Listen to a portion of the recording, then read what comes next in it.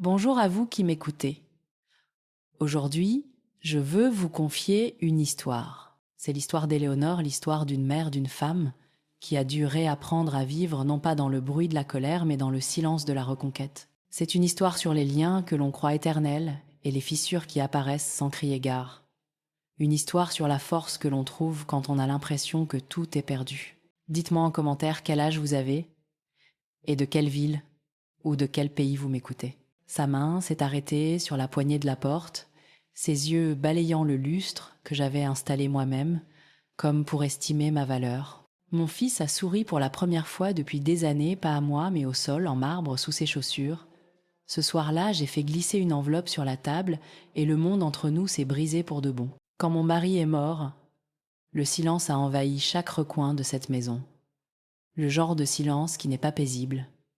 Il vibre d'absence, comme une blessure, qui aurait oublié comment se refermer. J'avais 59 ans, à l'époque j'en ai 63 maintenant. 4 années à apprendre à respirer sans que quelqu'un d'autre décide du moment où je devais expirer. Je m'appelle Éléonore Dubois. J'ai été une épouse pendant 35 ans, une mère pendant 32, et une idiote pour les deux tout aussi longtemps. Je le dis sans amertume. C'est une simple question d'arithmétique. Vous passez des décennies à donner. Il passe des décennies à prendre. Et un jour, vous vous réveillez en réalisant que vous avez construit une vie pour tout le monde sauf pour vous-même. Julien, mon fils, avait les mêmes yeux que son père. Un regard brun, chaleureux, curieux, plein de questions. Dernièrement, ils sont devenus des miroirs. Vous le regardez et tout ce que vous voyez, c'est votre propre reflet d'une manière que vous n'auriez jamais souhaité. Quand il est arrivé cet après-midi-là, sans prévenir, ce n'est pas l'amour qui a franchi le seuil. C'était la curiosité enveloppée d'eau de Cologne. Il se tenait là, dans mon nouveau salon, ses yeux traçant les lignes des murs, les cadres dorés, la rampe d'escalier vernie sa bouche esquissant, un sourire qui n'atteignait pas ses yeux. « Dis donc, Athée, il dit, tu t'en es bien sorti sans papa. » Juste comme ça. Une observation, pas un compliment. Je me souviens de la piqûre de ce moment mieux que du son de l'éloge funèbre de mon mari. Julien n'a pas vu les années entre la mort et ce lustre. Il n'a pas vu les jours où je louais la chambre d'amis pour payer les factures, les nuits où je mangeais une soupe et un quignon de pain pour ne pas qu'on me coupe l'électricité.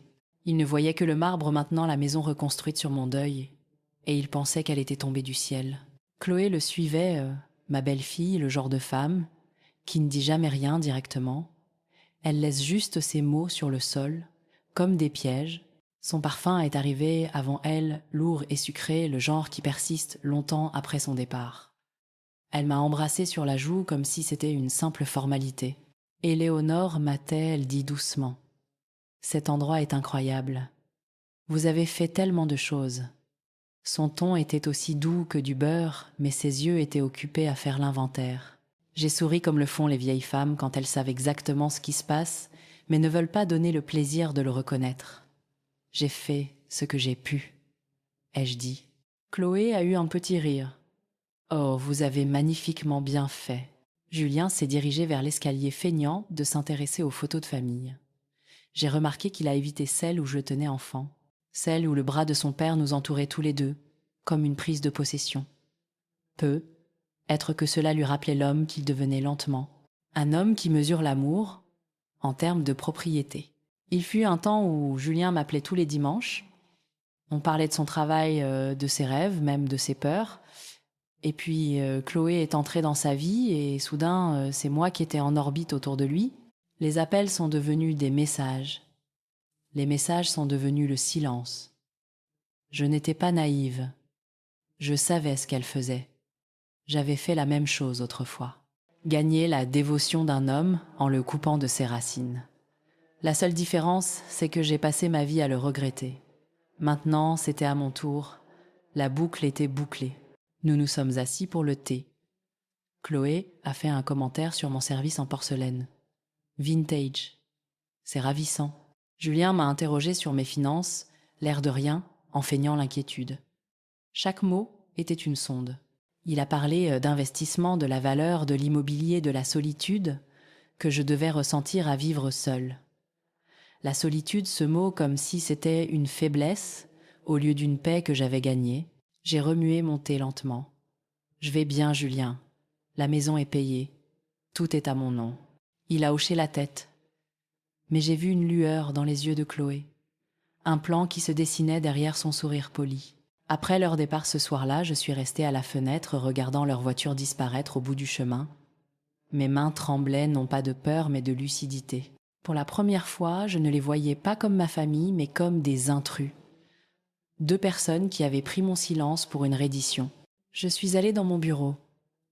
La lampe projetait un cercle de lumière chaude, la même que mon mari utilisait pour trier les factures et les secrets. J'ai ouvert le tiroir et j'ai pris une enveloppe vierge. Sur le devant, j'ai écrit « Pour mon fils ». Je ne savais pas encore ce que j'y mettrais, seulement qu'un jour prochain, elle contiendrait la vérité qu'il refusait d'entendre de ma bouche. Je me suis assise, regardant ces mots, sentant les années se déposer autour de moi comme de la poussière. Pendant des décennies, on m'avait dit de rester gracieuse, patiente, indulgente. C'est ainsi que les femmes survivent à la trahison, en l'avalant jusqu'à ce qu'elle n'ait plus un goût amer. Mais j'avais appris quelque chose depuis l'enterrement. L'amertume ne s'estompe pas, elle fermente. Julien pensait que j'avais bâti cette maison pour impressionner le monde. Il ne savait pas que c'était ma forteresse, la preuve que je pouvais me relever sans les hommes qui m'avaient laissé derrière. Quand je suis enfin allée me coucher, j'ai fixé le plafond et j'ai chuchoté dans le noir, répétant ces mots, les transformant en armure. « Tu t'en es bien sorti sans papa. » Oui, c'est vrai, je pensais. Et bientôt, Julien, tu verras à quel point, le lendemain matin, la lumière du soleil s'est déversée par la fenêtre comme un jugement. La maison brillait. Elle semblait vivante, mais elle n'avait pas été construite pour la parade. Elle avait été construite pour un règlement de compte. Car cette histoire ne commence pas avec le deuil. Elle commence au moment où une femme cesse de demander à être aimée et commence à exiger d'être vue. Et cette enveloppe sur mon bureau, c'était le début de tout ce qui allait suivre. Après le départ de Julien, ce jour-là, le silence est revenu, mais cette fois, il semblait différent. Ce n'était pas le calme creux du chagrin, mais le bourdonnement régulier de quelque chose qui se préparait. Assise à la table de la cuisine, je fixais la chaise où il s'était assis quelques heures plus tôt, ses doigts tambourinant sur le bois comme s'il était pressé de partir. C'est étrange, comme la mémoire s'aiguise, lorsque la confiance s'effrite. J'entendais les échos de sa voix d'enfant, douce, curieuse, demandant toujours « Maman, comment on répare les choses ?» Et je souriais en lui disant « Avec de la patience ». C'était avant que la patience ne devienne ma cage. Quand mon mari est mort, Julien avait 28 ans, déjà marié à Chloé. Il m'avait appelé de l'hôpital, la voix tremblante. « Ne t'inquiète pas, maman. Je vais m'occuper de toi. » Mais les promesses, j'ai appris, ne valent que ce que valent ceux qui les font. Le jour de l'enterrement, Chloé avait déjà pris en main l'organisation, parlant à ma place, décidant pour moi. « Éléonore est fatiguée, disait-elle aux invités avec un sourire de compassion. Elle ne devrait pas se soucier de ces choses-là. » Je me souviens de la voir regarder évoluer dans sa robe de soie noire, la main sur le bras de mon fils, acceptant les condoléances qui m'étaient destinées. Elle jouait parfaitement son rôle de belle-fille dévouée, et pourtant chaque regard qu'elle me lançait était un rappel silencieux. « Tu n'es plus la femme qui commande ici. » Pendant des années, j'ai à peine vu Julien. Ses visites sont devenues saisonnières. Noël parfois, Pâques toujours brèves, toujours orchestrées par elle. Quand il venait, son regard errait plus qu'il n'écoutait. Si je parlais de mes douleurs ou de ma solitude, il hochait la tête distraitement, comme quelqu'un qui subit une publicité avant le début de son programme. J'essayais de ne pas le prendre personnellement. Dieu sait que j'avais aussi fait des erreurs. Son père Gérard était un homme qui croyait que le silence était de l'amour et que le contrôle était de la dévotion. Je suis restée parce que c'est ce que faisaient les femmes de ma génération. Nous endurions. À sa mort, j'aurais dû me sentir libre. Au lieu de cela, je me suis sentie insignifiante. Un fantôme hantant ma propre vie. Les factures s'accumulaient plus vite que les lettres de condoléances. Gérard avait laissé plus de dettes que de souvenirs. J'ai vendu des bijoux, mon service de mariage en porcelaine, même son vieux fauteuil de bureau. J'ai commencé à louer la chambre d'amis à des voyageurs, des hommes solitaires qui hochaient poliment la tête, mais ne me demandaient jamais mon nom. Chaque euro que je gagnais servait à réparer ce qu'il avait laissé derrière lui. C'est cela que Julien n'a pas vu quand il a franchi la porte et a loué ma réussite. Il n'a pas vu les nuits où je restais éveillée à faire des calculs à la lueur d'une bougie parce que l'électricité avait été coupée. Il ne m'a pas vue sous la pluie discuter avec des artisans qui me traitaient comme une vieille femme sénile avec trop d'espoir. Il a vu des sols en marbre et des lustres. Il n'a pas vu les bleus sur mes mains à force de les avoir frottés. Ce qui m'a fait le plus mal, ce n'était pas sa cupidité. C'était son absence quand j'avais le plus besoin de lui. Je me souviens de l'hiver qui a suivi la mort de Gérard. Les canalisations ont gelé et ont éclaté. J'ai appelé Julien en pleurant, et c'est Chloé qui a répondu. Elle a dit qu'ils étaient occupés. Peu. Être la semaine prochaine. Je n'ai plus jamais appelé. J'ai appris à réparer les tuyaux moi-même cette nuit-là, avec une clé à molette, de l'eau bouillante et une fureur pure. Debout dans cette cuisine froide, l'eau coulant sur mes bras, j'ai murmuré « Je peux le faire seul ». C'est cette nuit-là que j'ai cessé d'attendre d'être sauvée. Mais l'instinct maternel ne s'éteint pas simplement parce que l'enfant devient cruel. On continue à les aimer même quand cela nous diminue. Je priais pour lui, pas pour sa réussite mais pour sa douceur. Je voulais qu'il retrouve le chemin vers lui-même avant que Chloé ne le durcisse au point de ne plus le reconnaître. Chloé, elle me rappelait trop la femme que j'étais à son âge. Intelligente, ambitieuse, jolie de cette manière travaillée. Je l'ai vue tout de suite. Le charme, la patience, la façon douce dont elle rebrandait la manipulation en sollicitude. Quand Julien l'a ramenée à la maison pour la première fois, j'ai senti un frisson dans ma poitrine. Pas de l'aversion, mais de la reconnaissance. Elle n'élevait jamais, la voix ne se disputait jamais ouvertement. Elle réorganisait simplement la vérité jusqu'à ce que tout le monde soit d'accord avec sa version. Je faisais ça aussi. Avec Gérard, c'est comme ça que je survivais, mais Chloé ne l'utilisait pas pour survivre. Elle l'utilisait pour conquérir. Parfois, je me demande si Julien a même remarqué le moment où ses propres pensées ont commencé à ressembler aux siennes. Je me souviens d'un après-midi être 1 an après la mort de Gérard, où Chloé m'a invité à dîner. Le repas était parfait, trop parfait. Entre le vin et ses histoires, j'ai réalisé qu'elle n'était pas intéressée par ma compagnie. Elle était intéressée par mes biens. Elle posait de petites questions pointues sur la maison, l'acte de propriété, ma pension. Quand j'esquivais, elle souriait me touchant la main comme si nous étions des alliés. « C'est juste pour veiller sur vous », disait-elle. C'est à ce moment-là que la peur a commencé. Pas la peur d'elle, mais de ce qu'elle pourrait faire de lui. Avec le recul, je le vois clairement maintenant. La trahison n'arrive pas comme un orage. Elle s'infiltre comme l'humidité, sous les murs silencieuses, persistante, presque invisible, jusqu'à ce qu'il soit trop tard. Quand Julien est revenu ce jour-là debout sous mon lustre, la blessure s'est rouverte. Pas parce qu'il était de retour, mais parce que j'ai réalisé depuis combien de temps je l'avais perdu. Je suis allée dans ma chambre ce soir-là, et j'ai sorti le vieil album photo. Mes doigts ont caressé les pages. Son premier anniversaire, sa remise de diplôme, son mariage, les moments où je pensais que l'amour était indestructible. Mais je voyais le schéma maintenant. Mon mari me contrôlait par le silence. Mon fils était contrôlé par les éloges. Des outils différents pour le même résultat. Les 2 femmes, moi, à l'époque, Chloé, maintenant, utilisant l'affection comme une laisse. Cette prise de conscience ne m'a pas brisée. Elle m'a stabilisée. J'ai compris que si je voulais la justice, elle ne viendrait pas des cris ou des supplications. Elle devait venir de la patience. La même arme qui m'avait autrefois emprisonnée. Seulement cette fois, je la manierais différemment. J'ai fermé l'album, l'ai remis dans le tiroir, et j'ai regardé l'enveloppe que j'avais écrite pour Julien. Elle était encore vide à l'intérieur, mais je savais ce qu'elle deviendrait. Pas de la vengeance, pas de la rage. La vérité, celle qui ne crie pas mais qui résonne. J'ai murmuré à la pièce vide. Tu tiens de ton père Julien, mais je ne suis plus la même femme qu'à l'époque. Et pour la première fois, depuis des années, j'ai souri. Pas gentiment, mais avec détermination. 1 semaine plus tard, ils sont revenus. Pas d'appel, pas de préavis juste, le son des pneus crissant sur le gravier et des voix trop enjouées pour être sincères. Je taillais les rosiers quand je les ai vus remonter l'allée. Le bras de Chloé passait dans celui de Julien, ses lunettes de soleil assez grandes pour cacher ses intentions. « Maman !» a crié Julien, agitant la main comme un homme jouant la comédie de la chaleur humaine pour un public. On était dans le coin et on s'est dit qu'on allait passer. J'ai essuyé mes mains sur mon tablier. Dans le coin, ai-je demandé, « Vous habitez à 40 minutes d'ici ?» Chloé a ri. Ce petit son cristallin qui me faisait toujours penser à du verre sur le point de se briser. « Oh, Éléonore, a-t-elle dit, vous êtes si perspicace, vous nous manquiez. » Et Julien voulait voir comment les rénovations avaient tourné. J'ai regardé ses ongles parfaitement manucurés et j'ai pensé, non, tu voulais voir combien tu pouvais prendre. Ils sont entrés comme s'ils étaient chez eux.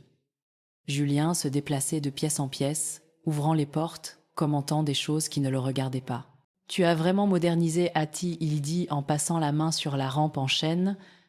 Cet endroit a dû coûter une fortune. Il a coûté du temps, ai-je répondu, et de la patience. Des choses que l'argent ne peut pas acheter. » Le sourire de Chloé n'a pas faibli, mais ses yeux ont vacillé. Elle voulait que je me vante, que j'ouvre la porte. Au lieu de cela, je l'ai refermée doucement. Nous nous sommes assis dans le salon. Chloé a croisé les jambes élégantes et délibérées et a commencé sa performance.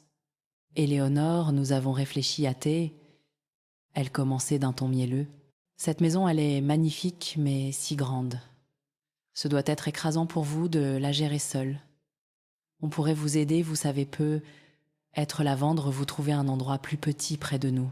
J'ai siroté et monté, les mains stables, la respiration régulière.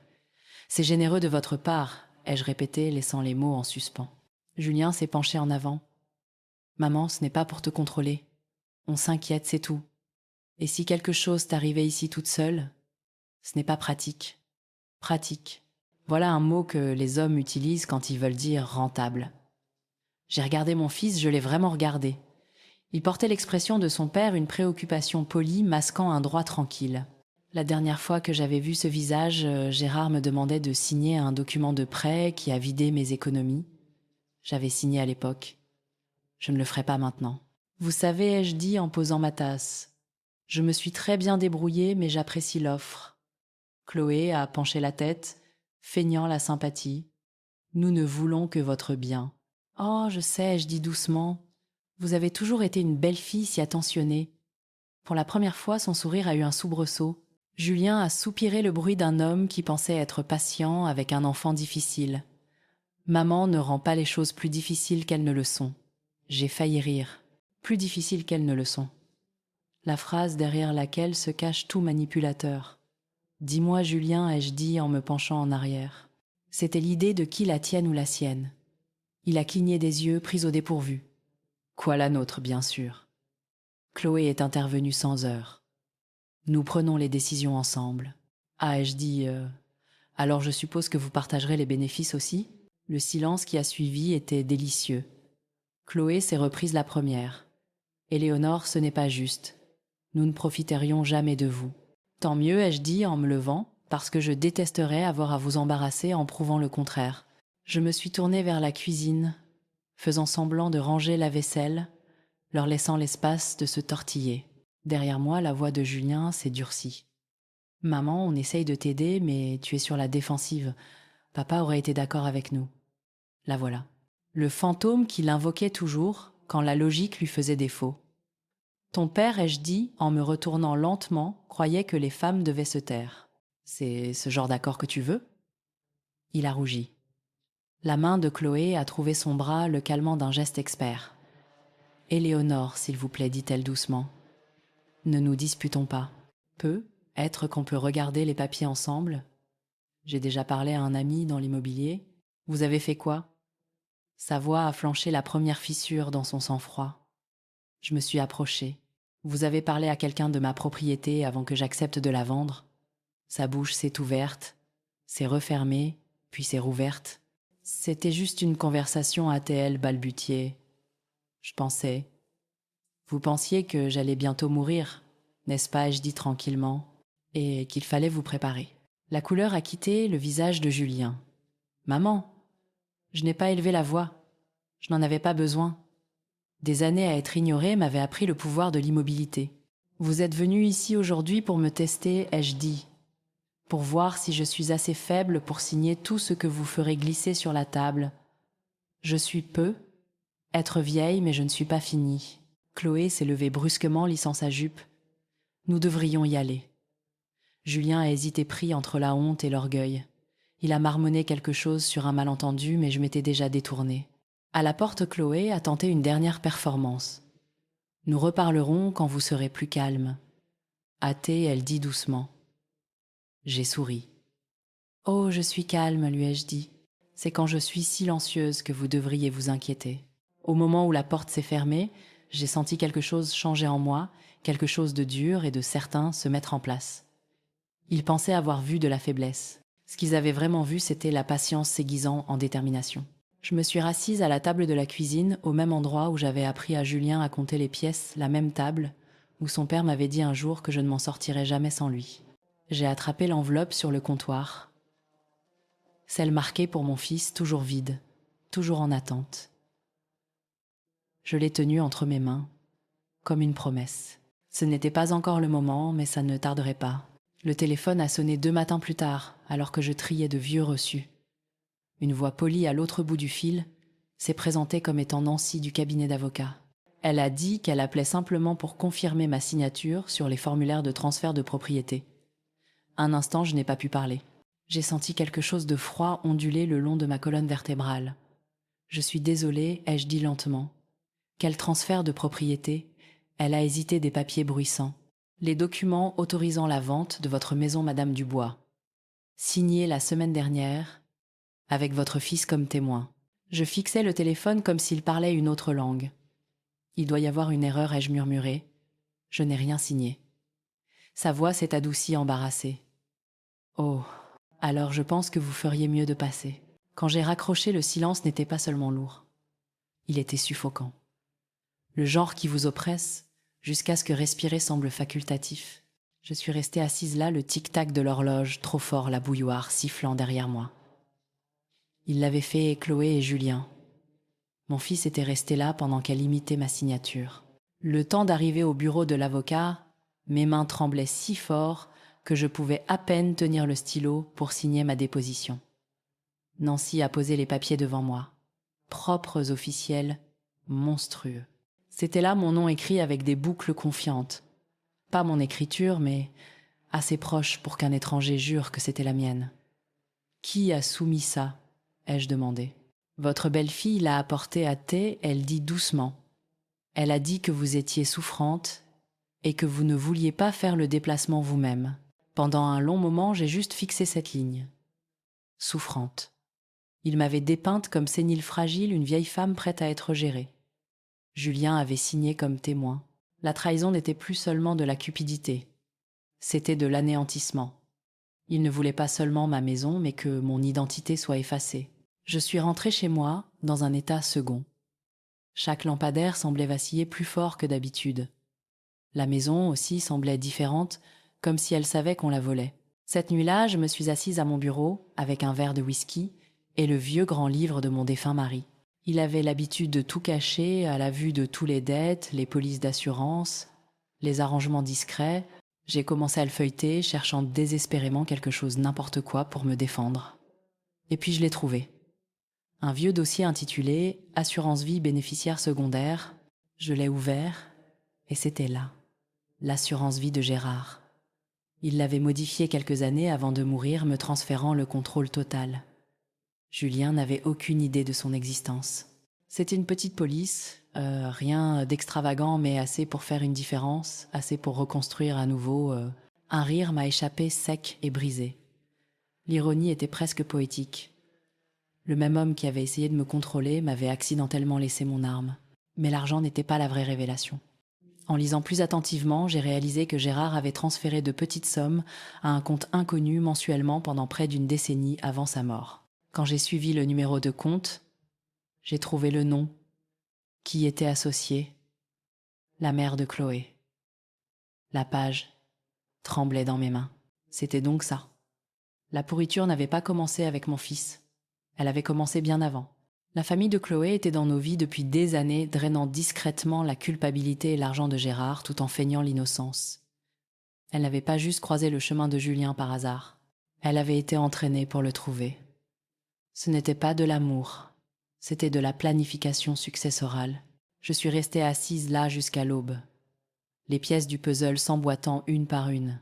La gentillesse de Chloé après l'enterrement, sa rapidité à s'occuper de la paperasse, sa pression soudaine pour que je déménage dans plus petit. Chaque mot qu'elle m'avait jamais dit était une stratégie. Au matin, le choc s'était dissipé, laissant place à quelque chose de plus net. Pas de la rage, pas du chagrin, de la concentration. J'ai fait une liste, appelé l'avocat, sécurisé les comptes bancaires, changé les mots de passe, tout enregistré. Rester silencieuse. Je n'allais pas les confronter. Pas encore. On ne combat pas les serpents en tapant du pied. On attend qu'ils sortent à découvert. Quand Julien a appelé cet après-midi-là, j'ai laissé sonner 3 fois avant de répondre. Maman athée. Il dit la voix raide. Tu as l'air contrarié. Tout va bien. Je vais bien, ai-je dit d'un ton égal. Juste fatigué. La voix de Chloé a résonné faiblement en arrière-plan, demandant quelque chose que je n'ai pas pu saisir. Julien a baissé le ton. Écoute à propos de la maison. Chloé sait peu, être un peu emballée. On essayait seulement de prévoir l'avenir. L'avenir, ai-je répété. Le vôtre ou le mien? Il a soupiré. Une longue expiration censée paraître patiente. On pensait juste que ce serait plus simple si. Julien l'ai-je interrompu doucement. Savais-tu qu'elle avait imité ma signature? Silence. Puis maman, c'est ridicule. J'ai souri bien qu'il ne puisse pas le voir. Oui, ridicule, ai-je dit. C'est ce que je pensais aussi. Quand l'appel s'est terminé, je suis restée assise un moment regardant le soleil ramper sur le tapis. L'ancienne Éléonore aurait pleuré, mais les larmes étaient une monnaie que j'avais déjà trop dépensée. À la place, j'ai pris un nouveau carnet. Sur la première page, j'ai titré « Opération Vérité », car ce qu'il m'avait pris n'était pas seulement une maison, c'était le droit d'être cru. S'ils pensaient avoir dupé une veuve en deuil, ils allaient bientôt apprendre à quel point le deuil peut être dangereux quand il cesse de mendier la gentillesse. J'ai ouvert le tiroir et j'ai sorti l'enveloppe marquée pour mon fils. Cette fois, j'ai commencé à la remplir. Des copies des documents falsifiés, le relevé de la police d'assurance, une photo des virements de Gérard à la mère de Chloé. Chaque pièce glissée à l'intérieur était comme une pierre dans une rivière, ajoutant du poids, façonnant le courant. Au moment de la sceller, je me sentais plus légère. Non pas parce que la justice était venue, mais parce que je comprenais enfin l'ampleur du jeu auquel je jouais. Ce n'était pas l'histoire d'une vieille femme naïve. C'était une histoire d'héritage et de ce qui arrive quand la génération suivante confond héritage et dû. J'ai regardé l'enveloppe une dernière fois et j'ai murmuré « Tu tiens de ton père, Julien, mais ta femme tient de moi. Une seule de nous deux, ai-je pensé, survivra à cette ressemblance. » Le lendemain matin, je me suis réveillée avant l'aube. La maison était silencieuse, une faible lumière bleue se répandant dans le couloir. Pour la première fois depuis des mois, mon esprit était clair comme un brouillard se levant sur un lac.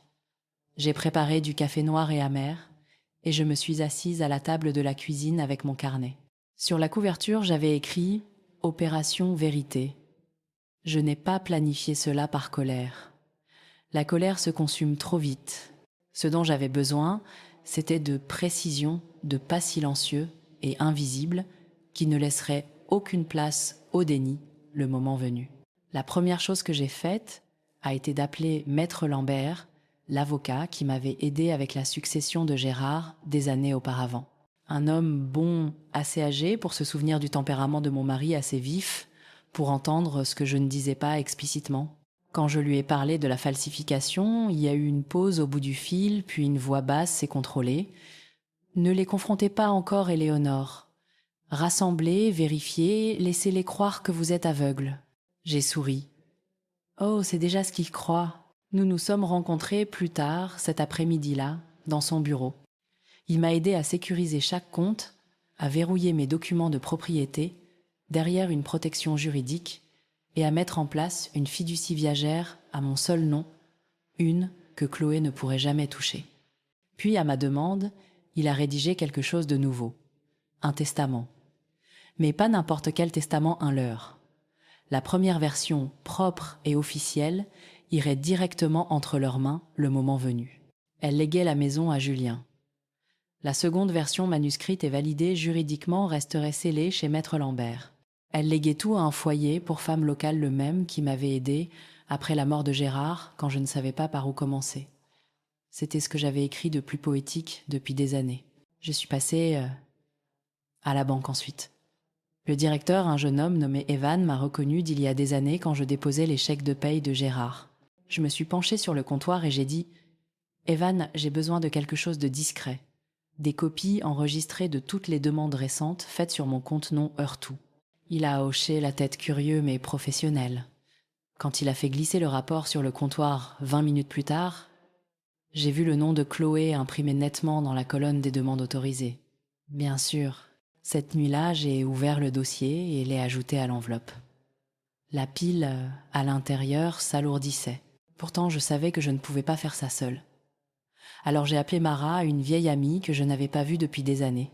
Nous avions travaillé ensemble à la bibliothèque avant ma retraite, à l'époque où j'apprenais encore à vivre sans m'excuser. Elle était devenue journaliste indépendante. Esprit vif, éthique encore plus affûté. Elle est arrivée ce soir-là, les cheveux attachés, les yeux alertes. Nous nous sommes assises sur la terrasse, la nuit épaisse autour de nous. Mara, ai-je dit, j'ai besoin d'aide pour documenter quelque chose, sans que cela ait l'air d'être documenté.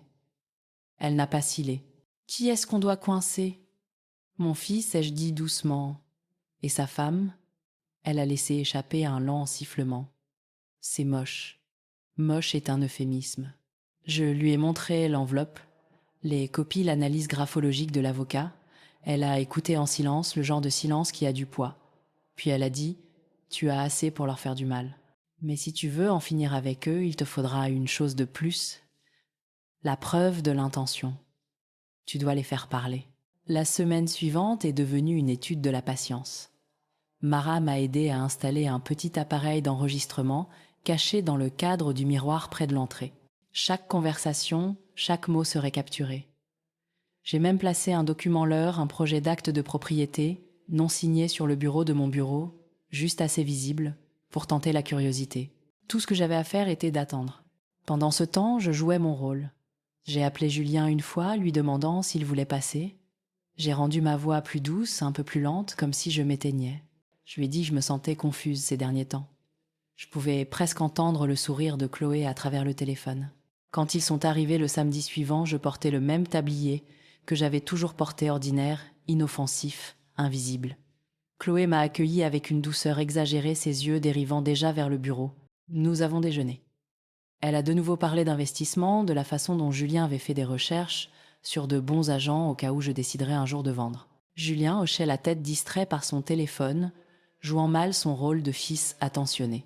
Après le dessert, j'ai accidentellement mentionné le faux testament posé sur mon bureau. Les affaires de ton père m'ont fait réfléchir, ai-je dit légèrement. J'ai mis à jour quelques papiers, mais je ne suis pas sûre de comprendre tous les termes. Vous deux pourriez peu être m'aider. J'ai vu l'étincelle dans les yeux de Chloé, une lueur de faim qu'elle n'a pas pu masquer assez vite. Ils m'ont suivi dans le bureau. J'ai montré les papiers, feignant la confusion. Tenez, ai-je dit, c'est comme ça que je liste les bénéficiaires. Chloé s'est avancée, balayant la page du regard, sa voix douce. Oui, c'est exact. Vous pouvez signer ici, et nous nous occuperons du reste. J'ai hoché la tête. Bien sûr, vous vous occupez toujours de tout, n'est-ce pas? Je n'ai rien signé. J'ai souri, je leur ai servi du thé. L'enregistreur a capté chaque mot. Après leur départ, je suis restée assise dans cette pièce pendant un long moment, laissant le calme s'installer. Mon pouls était régulier. Je ne ressentais pas de colère, mais quelque chose de plus dangereux, de la satisfaction. À la tombée de la nuit, j'avais transféré l'enregistrement sur une clé USB et l'avais placé dans l'enveloppe. Le son du calme trompeur de Chloé était presque tendre, comme si elle se croyait intouchable. J'ai scellé le rabat et j'ai écrit une chose de plus sur le devant sous « Pour mon fils », à n'ouvrir que lorsque l'amour ne signifiera plus l'obéissance, puis j'ai appelé Mara. C'est fait, ai-je dit. Elle a ri doucement. Tu les tiens, Éléonore. Pas encore, ai-je dit. D'abord, je vais les laisser croire qu'ils ont gagné. Parce que la victoire, j'avais appris, est plus douce dans le silence et mortelle quand elle arrive déguisée en reddition. Le jour J, tout était en place. La maison brillait comme si elle se préparait à recevoir de la visite, ce qui, d'une certaine manière, était le cas. Pas pour des invités, mais pour un jugement. J'ai cuisiné le plat préféré de Julien, un poulet rôti au thym de la purée de pommes de terre et la sauce dont il me suppliait d'avoir la recette quand il avait 8 ans. J'ai mis la table avec la belle porcelaine, celle que Gérard m'interdisait d'utiliser juste pour nous. Ce soir n'était pas un soir comme les autres. Ce soir, c'était une clôture habillée de porcelaine. Ils sont arrivés en avance, portant des sourires qui ne touchaient pas leurs yeux. Julien tenait une bouteille de vin. Chair inutile. Chloé portait à nouveau du blanc, comme si l'innocence pouvait être cousue dans un tissu. Maman, a dit Julien en m'embrassant sur la joue. Ça a l'air incroyable. C'est bon de nourrir sa famille, ai-je simplement dit. Le dîner fut poli, trop poli. Le genre de calme qui précède les tremblements de terre. J'ai joué mon rôle. Douce, incertaine, un peu oublieuse, Chloé a fait la plupart de la conversation. Elle a posé des questions sur les nouveaux documents, a dit qu'elle adorerait aider à les finaliser. Julien hochait la tête comme un écho. Quand les assiettes ont été débarrassées, je me suis levée et j'ai dit « J'ai quelque chose pour vous ». Les yeux de Chloé se sont tournés vers Julien. Il avait l'air prudent, curieux. Je suis allée au bureau et je suis revenue avec l'enveloppe, la même que j'avais nourrie pendant des semaines. Je l'ai posée doucement sur la table comme si elle était délicate. Pour mon fils, ai-je dit, je voulais te donner ça depuis un moment. Il a froncé les sourcils, un sourire nerveux crispant ses lèvres. Qu'est-ce que c'est? Un cadeau de mère, ai-je dit doucement. Tout ce que je t'ai laissé. Chloé s'est penchée en avant ses doigts effleurant le rabat. Julien l'a regardée incertain, mais elle a fait un petit signe de tête. Il l'a ouverte. D'abord le silence, puis le bruit du papier froissé, plus lent, plus lourd. Les signatures falsifiées, les relevés bancaires, la transcription de la conversation, enregistrer la lettre de mon avocat décrivant les poursuites en attente si la falsification se poursuivait. Ses yeux se sont dardés vers les miens larges et affolés. « Maman, qu'est-ce que c'est que ça ?»« C'est la preuve, ai-je dit tranquillement. La preuve de ce que tu as permis, de ce qu'elle a planifié, de ce que j'ai enduré. » Chloé a tendu la main vers les papiers, mais j'ai été plus rapide. J'ai posé un deuxième document sur la table. Mon faux testament, audacieux et officiel. Ça, ai-je dit, c'est ce que vous pensiez vouloir. Le visage de Julien était blême. Puis j'ai placé le vrai testament à côté scellé d'un ruban bleu. Et ça, ai-je continué, c'est ce que vous avez réellement mérité. La voix de Chloé s'est brisée la première. Vous ne pouvez pas être sérieuse. Je suis très sérieuse, ai-je dit calmement. Cette maison appartiendra à une fondation pour les femmes quand je ne serai plus là. Tout le reste, partie donnée, effacé. Je quitterai le monde plus légère que vous ne m'avez laissé. Julien a frappé du poing sur la table. « Tu fais ça par dépit ?» ?»« Non, ai-je dit, ma voix égale. Je fais ça par mémoire. » Il avait l'air perplexe. « Mémoire ?» J'ai hoché la tête. « La mémoire de chaque fois que je t'ai supplié de venir me voir, de chaque facture que j'ai payée seule, de chaque mensonge qu'elle a raconté et que tu as cru, parce que c'était plus facile que d'affronter ta propre culpabilité. » Il a ouvert la bouche, mais j'ai levé la main. « N'en ai-je dit ? Pas ce soir ?» Chloé se tenait maintenant tremblante, sa façade se fissurant. « On peut arranger ça, hâté, elle dit. On va annuler la paperasse. Dites-nous simplement ce que vous voulez. »« Ce que je veux, ai-je dit, c'est l'honnêteté. Vous avez utilisé mon deuil pour construire votre confort. Vous avez feint l'inquiétude pour pouvoir compter mes murs, mes fenêtres, ma valeur. Vous avez confondu l'amour avec un droit d'accès. Mais l'amour n'est pas une porte ouverte. C'est une frontière. » Julien a repoussé sa chaise en se levant. Son visage était rouge, sa voix tremblait. « Tu ne comprends pas, maman. C'est devenu impossible de te parler. » Chloé essayait d'aider. De céder elle-même, ai-je corrigé. Et tu l'as laissé faire. Il a essayé de croiser mon regard, mais n'a pas pu. Il a regardé Chloé à la place, cherchant une direction, et c'est tout ce que j'avais besoin de voir. L'homme que j'avais élevé avait disparu. Ce qui se tenait devant moi était sa création. J'ai fait glisser un autre papier sur la table. Une lettre courte tapée légale. Ça vient de mon avocat. Ça explique les prochaines étapes. Je n'ai pas encore porté plainte. Pas officiellement. C'est votre dernière chance. La lèvre de Chloé tremblait. Vous ne ruineriez pas votre propre fils. J'ai rencontré son regard calme comme la pierre. Je l'ai déjà fait une fois. Le jour où je l'ai élevé, en lui laissant croire que le silence d'une femme est une forme d'amour. Les mots sont tombés comme un verdict. Julien s'est laissé retomber sur sa chaise. Ses mains couvraient son visage, sa voix se brisant. « Maman, s'il te plaît. » J'ai voulu tendre la main pour le réconforter.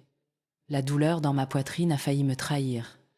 Mais la miséricorde, ai-je réalisé, n'est pas toujours la gentillesse. C'est la lucidité. « Tu t'en sortiras, ai-je dit doucement. Comme je l'ai fait, seule. » Chloé s'est levée brusquement, attrapant son sac à main, sa voix aiguë et froide. « Viens, Julien, on s'en va. » Mais Julien n'a pas bougé. Il est juste resté là, fixant la preuve de sa propre défaite. Quand ils sont finalement partis, j'ai regardé leur voiture s'éloigner, les feux arrière s'estompant dans l'obscurité. L'air était immobile, piquant de l'odeur du thym et des fins. Je suis retournée à la table et j'ai rassemblé les restes de la soirée, les verres à vin, les papiers, les miettes d'un repas que personne n'avait vraiment goûté. Puis j'ai ramassé l'enveloppe. Elle était vide maintenant, sa mission accomplie. Je l'ai tenue un long moment avant de la déchirer en deux. Le son était petit mais définitif. À ce moment-là, je ne me sentais pas triomphante. Je me sentais propre. Le genre de propreté qui vient après un orage quand l'air sent encore la foudre. La justice n'était pas venue avec un feu d'artifice.